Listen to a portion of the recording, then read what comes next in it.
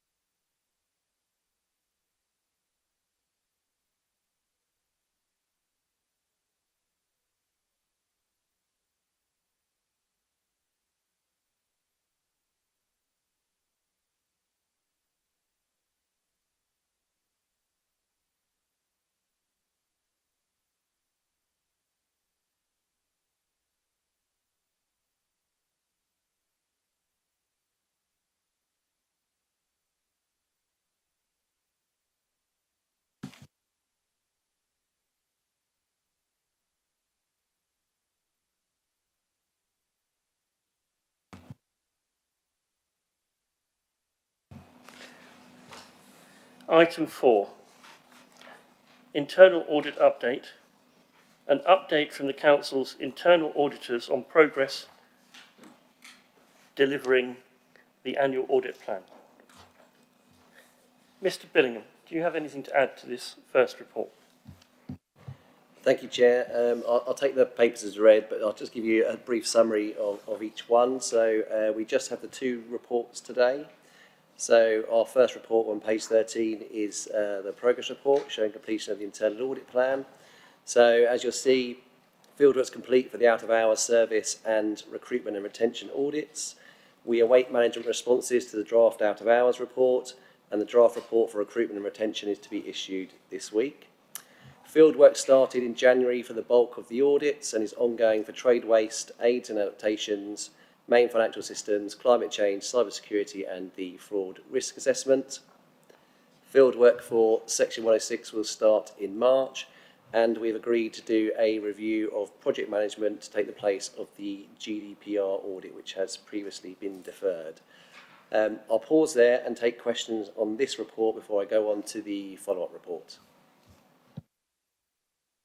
Thank you. Any questions from members? Thank you. If you could continue, Mr. Bindham. Mr. McLaughlin, I didn't spot you there. Okay. The out-of-hours report, is there any particular reason for the delay in that one? So the actual fieldwork for that audit was delayed because we struggled to get evidence from the officers to complete the work.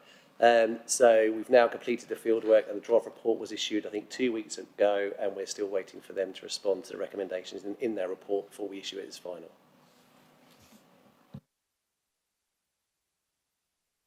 Any further questions from members? If not, we'll move to the second. Okay, so our second and final report is the follow-up report on page 21. So you'll see that we've followed up on 13 recommendations this time. 6 have been completed, 2 are classed as in progress, and 5 are classed as overdue. 2 of the overdue recommendations have new implementation dates, and the remaining 3 have not yet met their previously revised dates. Overall, it's good to see that the recent audit recommendations are being closed down on a much more timely basis, and hopefully that will continue going forwards. But have you taken any questions on that report? Any questions from members?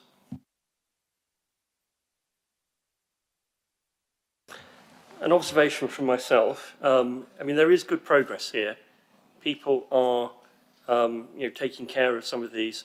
I recognise that members may feel that some overdue recommendations appear more intractable than others, but there is an explanation given for that.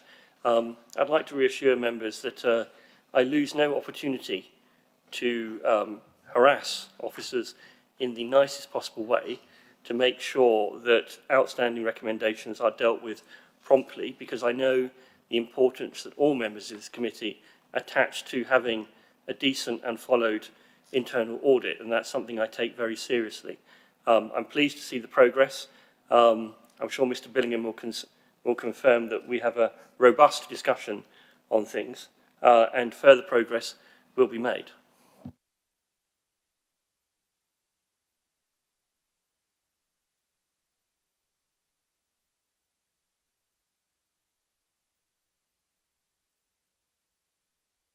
If there are no further questions from members of the committee, then I will move a recommendation, and the recommendation is that the reports from BDO be noted. Do I have a seconder? Happy to second, Chair. Thank you. A vote be taken on the recommendation as follows. R1, that the reports from BDO be noted. Vote to be taken by a show of hands. All those for.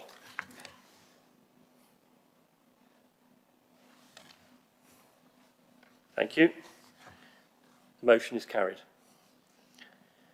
Now, members, I propose to vary the order of the agenda to discuss item 7, which is the 2024 accounts and report of the external auditor, as the next item. I have communicated this to the opposition in advance.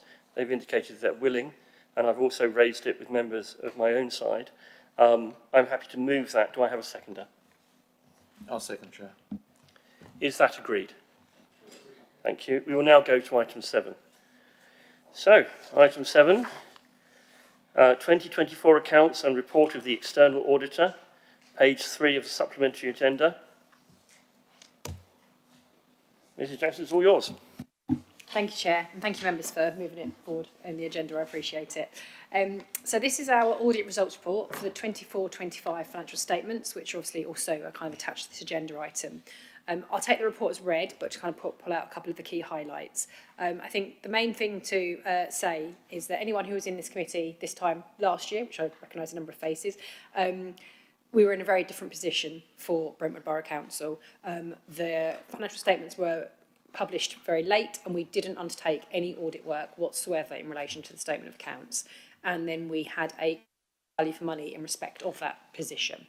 This year, and you'd have seen from reading the report, it's a very different story for Brentwood, and it is a really good news success story. And I think officers will say they're still upset that there is red in the appendix of things not audited or where we haven't concluded on certain areas. But actually, if you look at where we've come from on the journey, or where yourselves have come from, kind of with the finance team's perspective, to where we've got to today, it's a success story for the council in kind of where we've ended up. So we obviously are still a disclaimer audit report, which that will continue on, as I've explained kind of at previous committees, that until the whole rebuild process works, and that will take up to 2 to 3 years for you as a council, we'll continue with the disclaimer.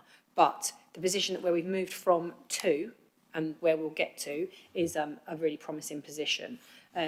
Just really want to say thank you to the finance team for kind of the work with us. It's not been easy. If you imagine not being audited for 3 years and then having a non-stop audit for about 3 months of us being delightful, I'm sure, but kind of asking a lot of questions. And therefore you might look at the report and say, well, there are more amendments than normal or what that I would expect. I think it's that you haven't been audited for a number of years, and therefore we've hopefully done a quite robust job in this process to get to this position. So I was going to say there is lots more green than I was expecting, and I think that kind of everyone was expecting overall. So I think it's a really good position. There's obviously still, we've got some internal control recommendations, just kind of areas for improvement for future, but all of those will come, and we'll obviously work on those with officers for the 25-26. So that's kind of the account side. And then for value for money, we obviously had one risk of significant weakness around obviously your accounts production and carrying out the audit. That hasn't led to any weaknesses this year, so it's an unqualified value for money reporting for this year. So kind of no issues and no risks arising that I need to worry about for my audit report. I'll probably pause there and just take any questions from anyone. Any questions from members or the independent member? Councillor Poppy. Sorry, thank you, Chair. I've got just a question, or I'm just looking for an explanation really. On page 36, you've got a thing about a balance sheet and fixed asset register where you've identified there's 4 assets that were missing from the register, totalling 3.8 million.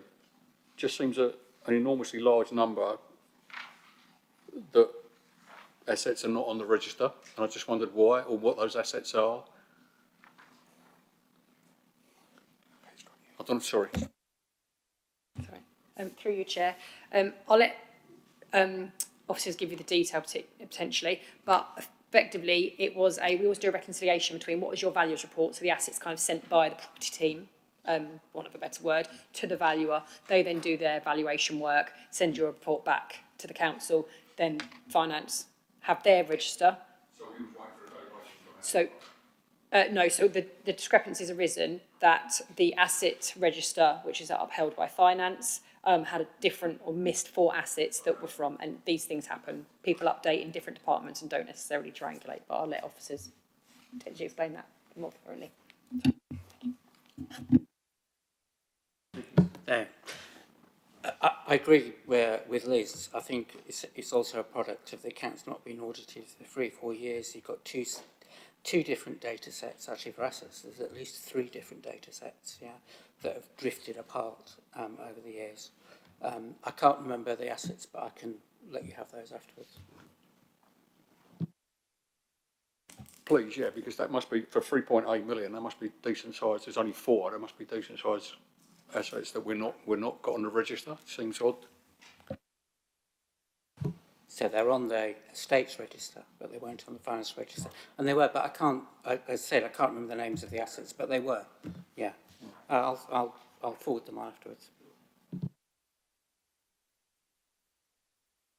Mr McLaughlin. On page 54, there's a list of the outstanding items that are still done. Have any of these been progressed? And the ones which are still to be completed, have we any idea when they're going to be complete? Thank you, through you, Chair. Yeah, that would have probably been helpful for me to say, so apologies for that. Yes, so debtors and provisions are now fully resolved and are completed and would be green in the appendix, so we're happy with the work there. Pensions, we've received the asset ceiling information.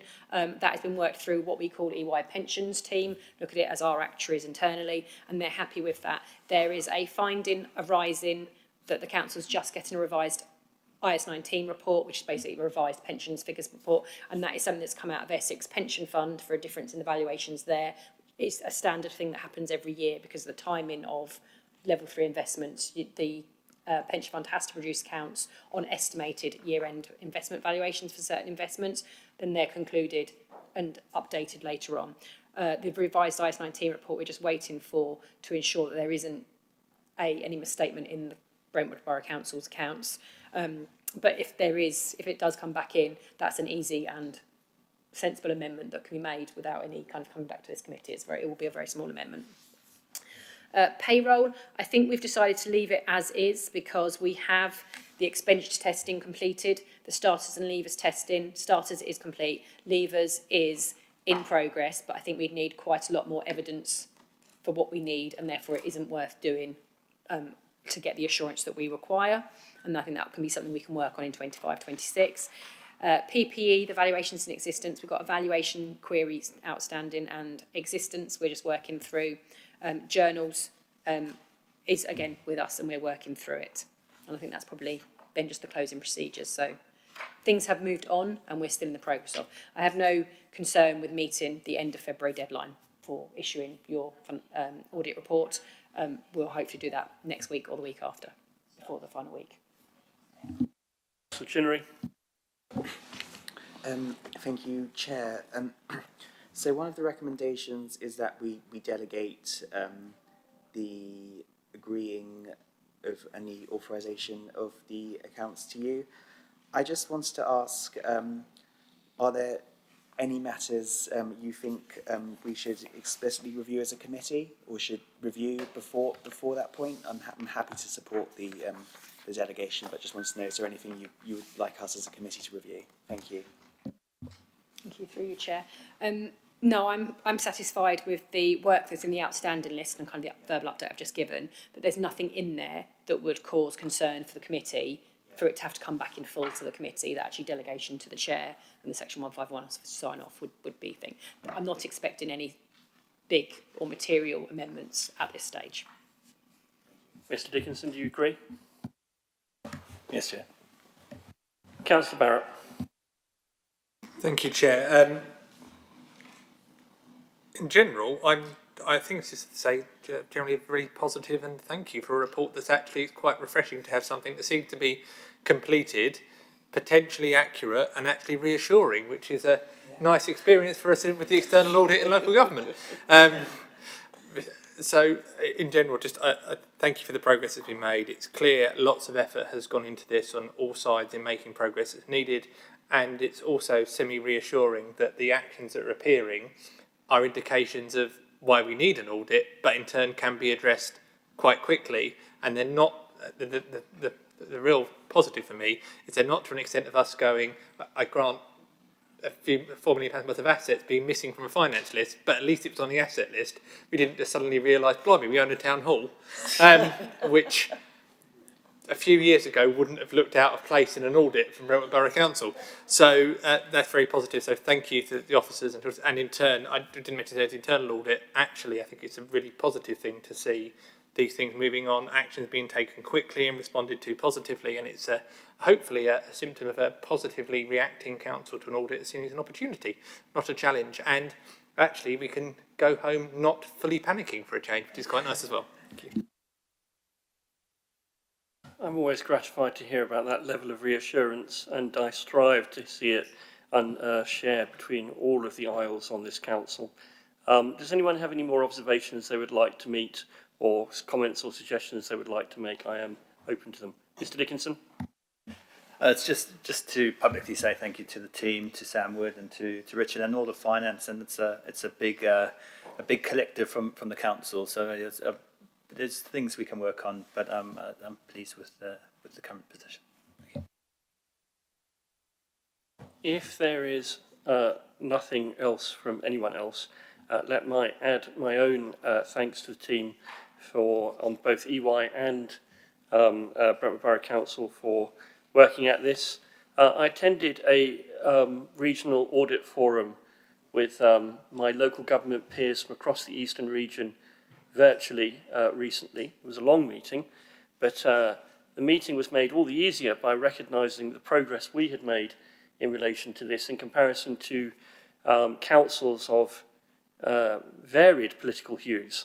So we had a good story to tell.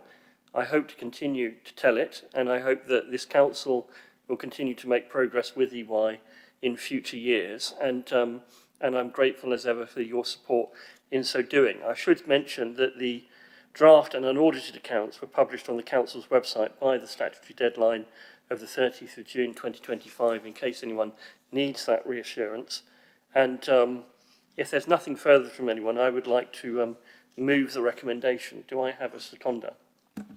Yes, Chair. Thank you. The recommendation then is as follows.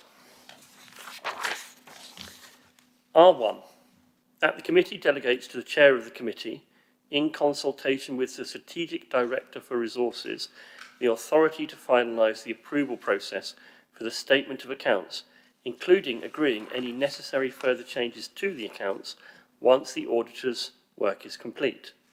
R2, that the committee notes that the auditors intend to issue a disclaimed opinion in line with the planned approach to rebuilding assurance following the issues in the local government audit system in recent years. I will take a vote by a show of hands. All those for? That's unanimous. The motion is carried.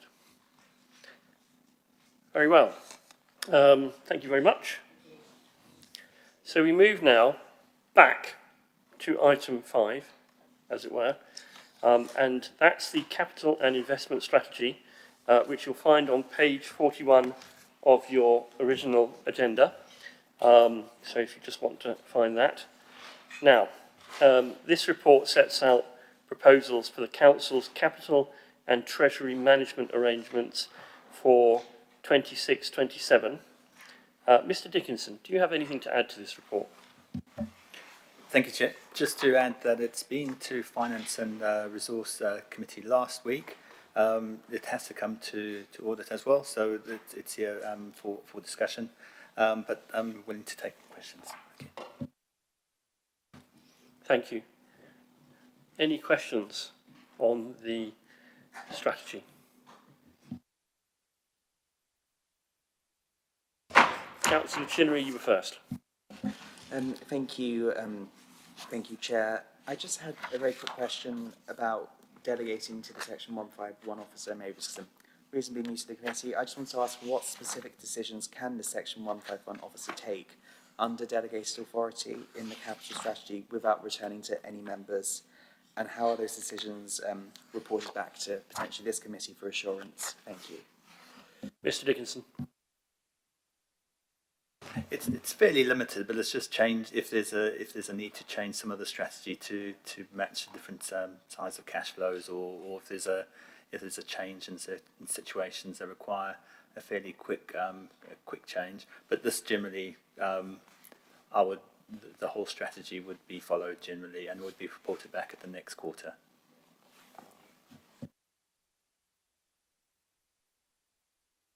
Mr McLaughlin. I think this is fairly similar to last year in approach, but have there been any changes from last year and any sort of new requirements that we've had to meet in terms of preparing the plans? In terms of the statutory environment in which we operate, no, there's been no significant changes this year. They got all those in last year. So we dealt with all those last year with MRP, etc. There's been no changes in the proposed investment strategy or anything of that nature. The counterparty criteria haven't changed. So on one hand, it was a little bit like turning the handle on it. Of course, what has changed is the numbers have changed slightly. So the sale of Childerditch has had quite a significant impact on the numbers in here. The proposed capital programme for next year and the year after are slightly bigger than they were. So there are some changes in that. But in terms of the environment, no.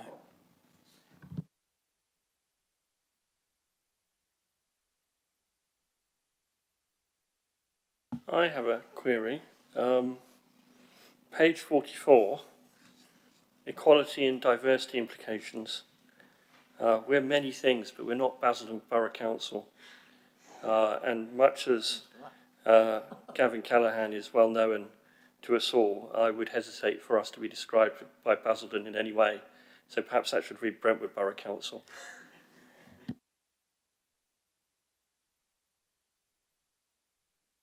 Any other queries from members? If there are no further queries, then I shall move the recommendation. The recommendation is that the committee endorses the Capital and Investment Strategy 2026-27. Do I have a seconder? Happy to second, Chair. Thank you. Vote to be taken by a show of hands. All those for? Thank you, that's unanimous. The motion is carried.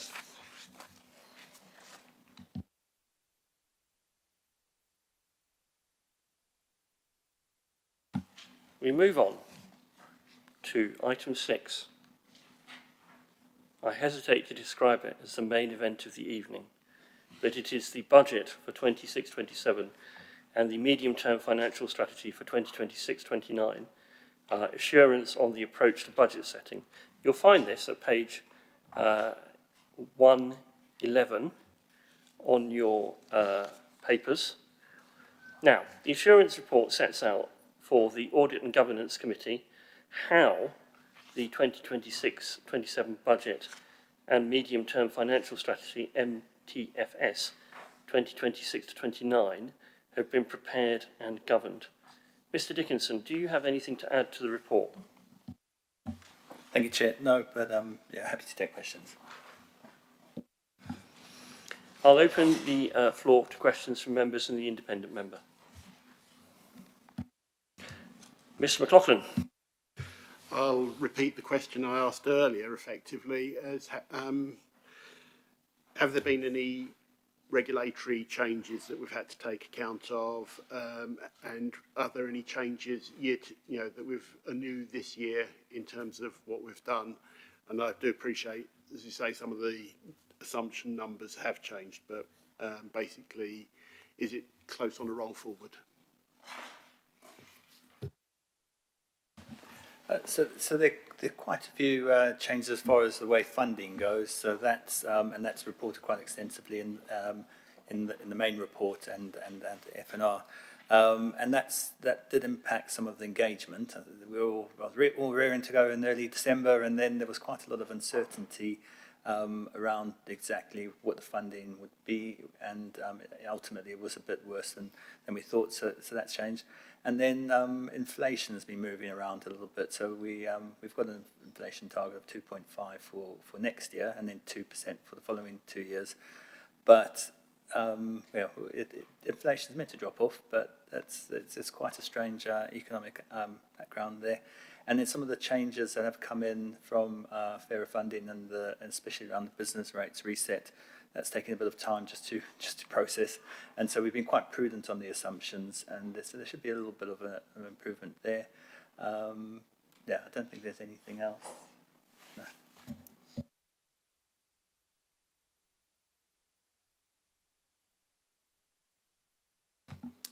Any questions from members who have not yet spoken or may wish to speak? Councillor Chinnery and then Councillor Fulcher. Thank you, Chair. I have a question about kind of homelessness has been identified as a red risk. And I just wanted to know, do you have a worst case scenario financially if homelessness was, or kind of instance of homelessness are to escalate? Has that been accounted for when setting the budget this year? Thank you. Mr Dickinson. Probably not a worst case scenario, but we've got some protection within the budget around the reserves and some of the assumptions within there. But it could be, and it's been highlighted as a pressure. But the team are managing that pressure in a way you can, and we do have that reserve. But that might mean a review in say the next budget. Councillor Fulcher. Thank you, Chair. Could I ask, on page 242, it's a question in regards to the liability benchmark. It is a public document, and it would just help to have to hear a sort of clarification, a summary of this, just for certainly just for a better understanding. I don't think it's very clear.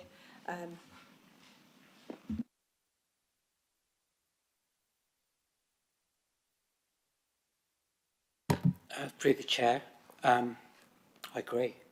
The liability benchmark is a requirement of the SIPFA Prudential Code, and I think they've overcomplicated it, to be honest. If in the chart, I actually label it a debt profile because I think that's a clearer explanation as to what it is. Have you got a coloured version in front of you? No. Okay, well, I'll do the best I can given that some of you have and some of you haven't. So there is which page is it on in the addenda? 242. Still trying to find it.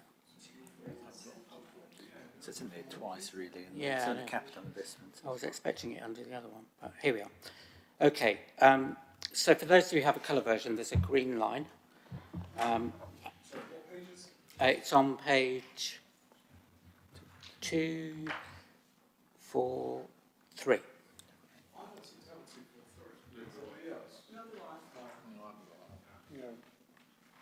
It is in there. Disappeared in one of the printed versions. Yeah.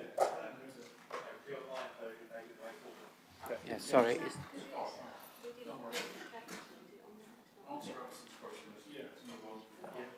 Mr Dickinson. Yeah. I was just going to say, it's also in the capital and investment strategy on page. That's right, because we didn't print it twice, did we? Yep. Okay, which page is that now? Statement of truth. you can also find it on page. You can also find it on page. Nearly there. Yes, it's on. Okay, it is.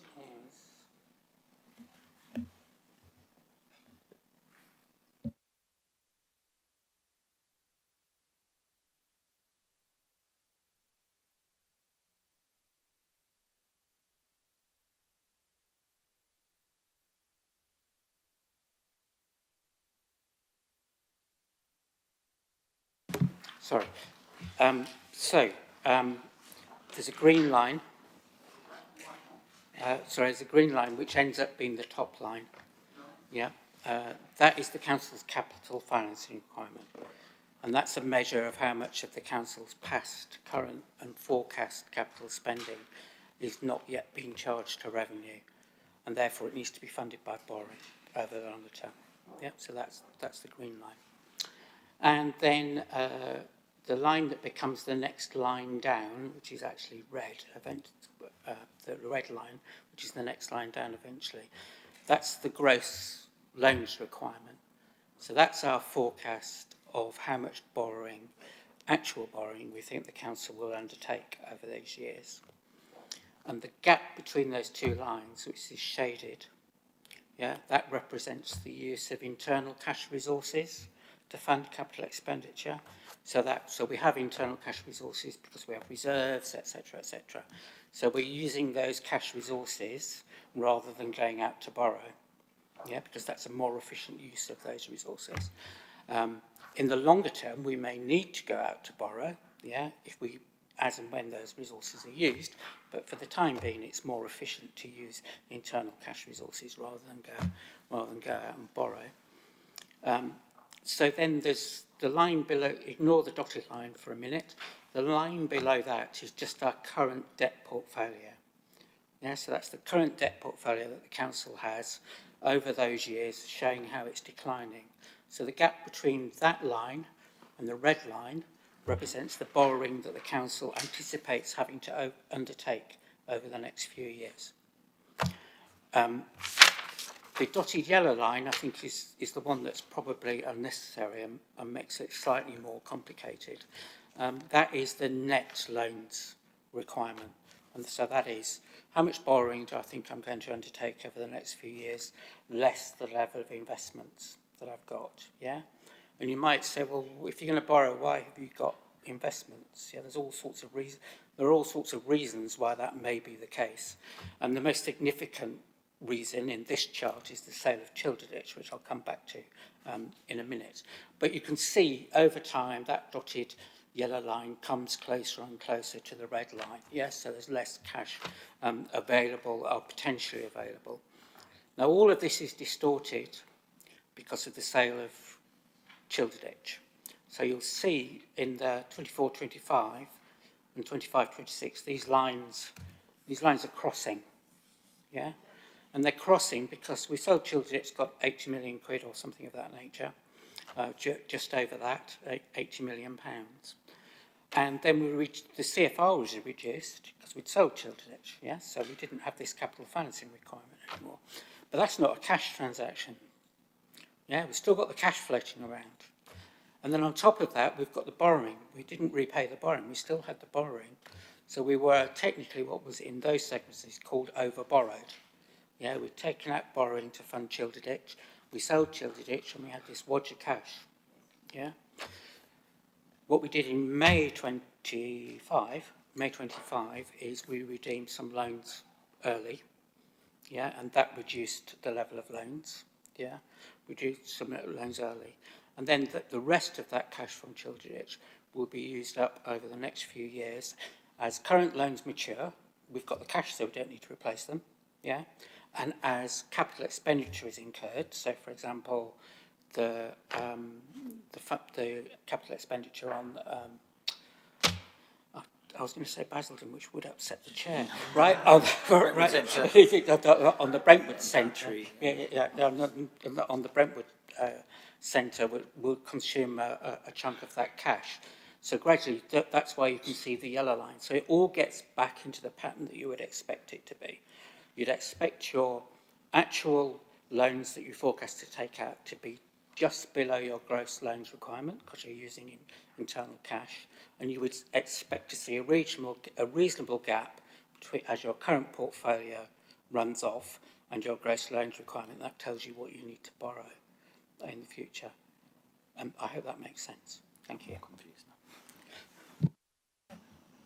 No, I really appreciate you taking the time to explain that really clearly, so thank you very much. Yes, thank you, Mr. Larkham. I think that was a really good explanation. Any other questions from members? If there is nothing further, then I will move the recommendations. Before I do so, I just want to make a few observations of my own. I mean, I'm looking at page 117, and the key risks and assurance are set out there. And I think this report has adequately kind of covered them. I'd refer members to 1.17, subject to any final settlement adjustments for Council, which obviously we'll learn in due course from His Majesty's Government. The approach to producing the 26-27 budget and MTFS for 26-29 is considered sound and compliant. It provides reasonable assurance over the robustness of estimates, the adequacy of reserves, and demonstrates that the Council responded appropriately to the evolving funding environment, managed concurrent audit and budget setting pressures, which I acknowledge staff have worked extremely hard on, and engaged residents in shaping priorities. Now, I just want to say a word about residents, because we live and die by getting engagement with our residents, and this year we have more residents respond to the survey than we have ever had done, and they have indicated what it is that they want from us, irrespective of our political views, and I'm very grateful for that. We should always listen to our residents where possible, and I'm grateful for the comms team working with finance to take part of that process. I can assure you that I have encouraged challenge, both with Mr. Dickinson and Councillor Kendall, and I've assiduously taken up the opportunities to communicate my views, as I always do, as members on my side appreciate. But taken together, I think the controls and governance arrangements are good. I mean, we have gone out to listen, to challenge, to learn, and to make sure that the process is adequately followed. And in comparison to some other places I won't mention, I think this shows that we are doing okay, and I would want us to continue to do okay, and with the goodwill of all members, we will do. It's on that positive note that I want to move the recommendation. Do I have a seconder? I'll second, Chair. Thank you. Recommendations are 1. Note the assurance provided over the 26-27 budget setting process and the MTFS 2026-29, including compliance with statutory frameworks and CIPFA guidance. R2. Confirm that the appropriate arrangements are in place for the robustness of estimates, subject to Section 25 of the Local Government Act 2003, and adequacy of reserves, and that these are consistent with the Section 151 Officer's Assurance Statement. R3. Note the recommendations to manage the impact of funding reform, settlement timing, and concurrent audit activities on the timetable, estimates, and disclosures. R4. Endorse the resident and stakeholder engagement undertaken and the plan to maintain transparent updates through to full council.